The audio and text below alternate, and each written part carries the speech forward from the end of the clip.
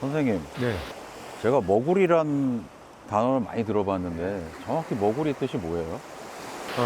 머구리는 일본에서 들어왔어요. 그래서 1800년대 후반에 머구리 빼기가 제주도 해안을 둘러싸고 우리 그 제주도 바다를 어마어마하게 밀고 들어왔죠. 그래서 그때 일본어로 모구리라고 하는 잠수하다는 뜻인데 그게 한국에 들어오면서 머구리가 된 거죠. 같은 잠수사잖아요. 그 머구리는 장비를 차고 한다는 차이가 있는 거네요. 장비를 차고 안 차고가 하늘과 땅 차이예요. 해녀 같은 경우는 10m 이내의 바다에서 물질을 한다면 머구리 같은 경우에는 50m까지 들어가요. 50m요.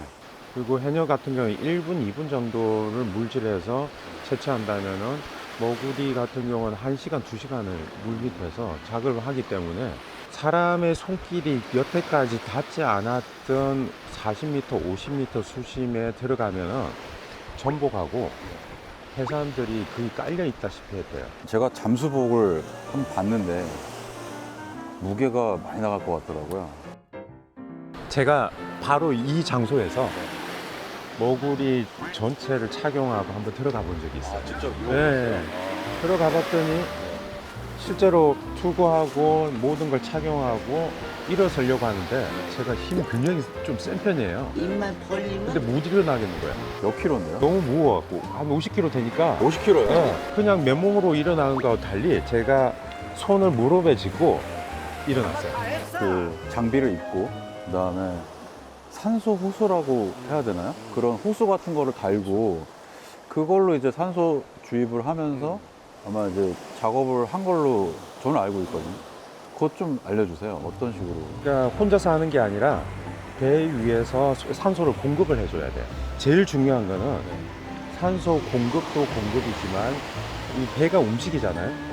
배가 움직이기 때문에 이 배가 움직이지 않도록 하는 것도 중요하고 호수가 배가 움직임에 의해서 꼬이게 되는데 이 꼬이지 않도록 한시도 눈을 뗄 수가 없어요.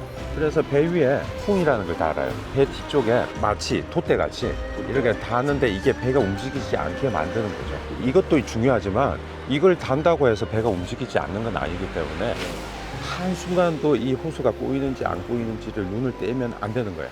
그럼 머구리 잠수부들은 혼자서 하는 작업이 아니고 뭔가 이렇게 팀이라고 해야 되나요? 네. 와, 그 신뢰관계라는 게 형성이 안 되면 작업을 할 수가 없겠네요.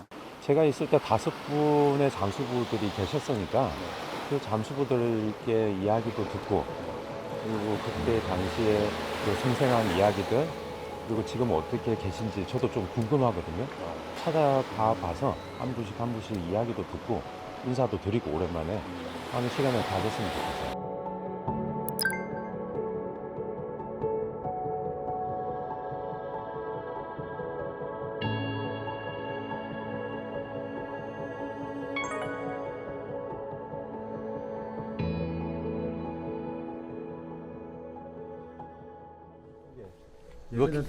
아유, 안녕하십니까. 아이고 어머니 계셨네. 예예 아이고 아이고 반갑습니다. 한눈에 알아보시네. 반갑습니다. 아이고 반갑습니다. 아이고.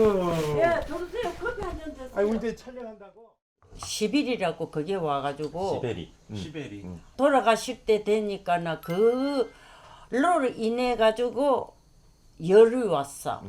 그 한참 코로나 그 난리칠 때. 그때요, 그 열이 나가지고 이 잠수기 10일이라 이렇게 몰래더라고. 옛날에 이런 이런 가만 이런 걸 덮어 씌고 의사들이 어. 그 시베리를 몰랐네. 몰래가지고 그 잠수병이 힘들게 하고 사람을 좀 무서워요.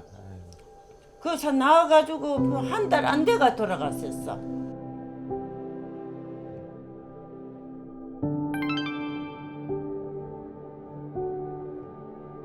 그렇지. 네 사뭉, 사뭉이 할아버지. 그다음에 이주옥 할아버지. 그다음에 아이고 우리 동준이 할아버지. 동준이 할아버지 우리 영감. 그 영감 의자에 앉아가지고 미역 채취하고 이런 거. 이제 이거 다 찍어놨네. 내가- 할머니는 오늘 처음 봤는데 내가 이건 몰래 찍었지. 추억이에요. 추억이지. 34살에 응. 11위가 왔댔어.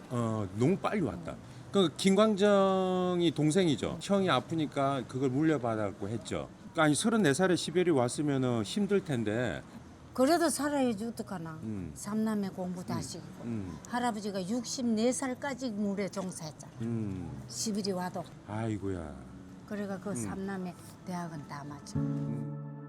정말 안타까웠던 게 뭐냐면 그 당시에는 물속에서 40m, 50m에 있으면서 갑자기 물 위로 올라오면은 안 된다는 걸 누구도 몰랐대요. 왜 그런 거죠? 물속에 있다가 갑자기 올라왔을 때 이 칠소가 혈액 속에 쌓이게 되는 거예요. 잠수병의 원인. 그게 잠수병이죠. 옛날에 지가리도 하시고 문어도 많이 잡고 낯가리 때 갖고 미역도 잘 채취하시고 하셨는데 그 우리 아저씨 이거 이 책 보고 건강한 모습만 이렇게 나한테 이야기해주고 먹구리 가지고 나한테 이거 설명해주고 이거 입혀주고 먹구리 잠수복 입혀주고 먹구리 하시던 어르신들 내가 찾아러 갔더니 다들 안 계신다 이제 다 돌아왔어. 익수 아저씨도 안 계시고 동준이 어르신은 옛날에 네. 돌아가시고 제만 남아있다. 그러네. 다 아유, 죽었어. 이제 혼자 남으셨으니까 오래 사셔야 돼. 오래 사셔야지. 혼자 남았는데. 아버님은 모구리 일을 몇 살에 처음 배우셨어요? 내가 20살에 배워가지고 21살에 책임자로 갔어. 모구리 일을 하시면은 그때는 돈을 좀 많이 버는 편이었을 거잖아요. 우리 아버지 어머니가 다 가지고 갔지. 난 내가 써보긴 했네. 그렇지 기립부 조절 잘 못해가지고 기립부 조절하는 거. 조절 그것이 제일 힘들었지.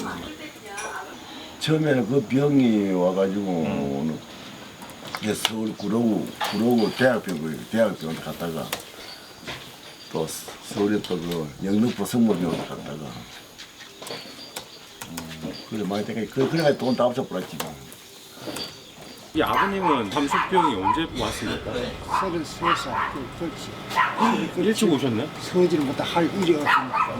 물에는 들어가면 그래도 잡아지지는 않아도 그래서 내가 공부 다시 했지. 아 그렇게 하면서도 계속 잠수를 하셨네. 그렇지. 할 일이 없으니까 안 그러면 굶어 죽는 거고. 거기서 며칠 전에 5일 플러스 5일. 5일 플러스.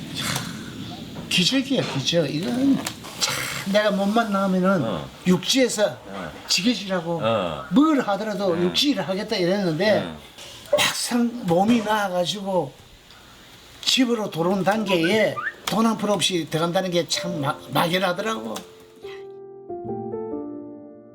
왜 이렇게 위험한 일을 그 머구리 장사들은 계속 해왔을까요? 순식간에 저승과 이승을 왔다 갔다 하는 그 목숨과 그리고 여기에 수없이 깔려 있는 사실은 황금밭이에요. 그 전복과 해산물. 그러니까 이걸 돈으로 바꿀 수 있는 그 황금이 동시에 있는 거예요. 그래서 나의 목숨과 이 경제적인 것들이 맞바꾸는 거죠, 사실.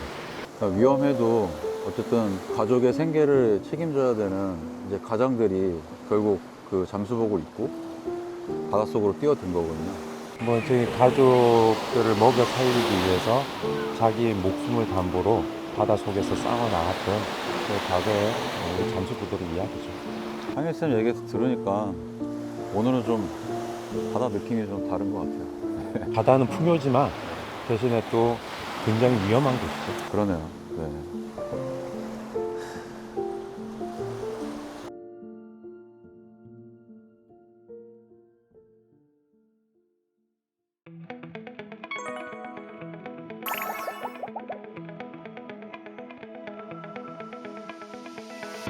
갈매기가 앉아있는 조금 솟아있는 바위 보이시죠? 저 네. 바위 아래쪽에 평평하게 미역바위가 있는데 여기서부터 저기 끝머리까지 네. 다 미역바위라고 생각하시면 돼요. 이거 뭐야? 돌매는 호미.